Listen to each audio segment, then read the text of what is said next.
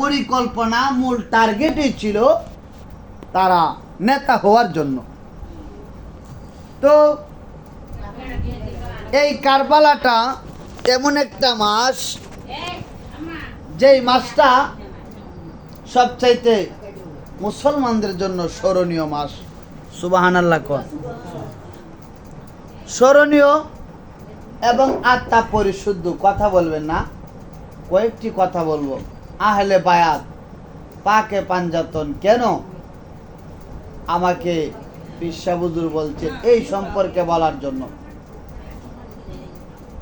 আপনি নামাজ পড়ছেন, আপনি রোজা রাখছেন, ইবাদত বন্দেগী করছেন, আল্লাহ কবুল করতে পারে, নাও করতে পারে, কিন্তু তোমরা ডাহাডাহি করতেছো কেন?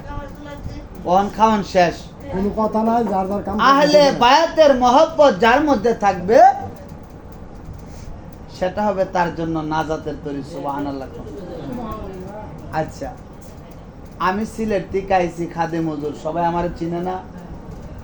আমার মতো মৌলবী আপনাদের দেশে নাই? আছে না নাই? কথা কই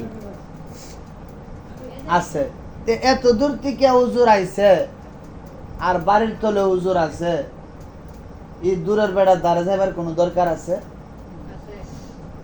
বুঝতে হবে। অতই না বুঝিয়া না শুনিয়া, না বুঝিয়া না শুনিয়া কারে করবে নিশান সই, ওই যা দেখ তোর মনের মানুষ। আরে বংশাগত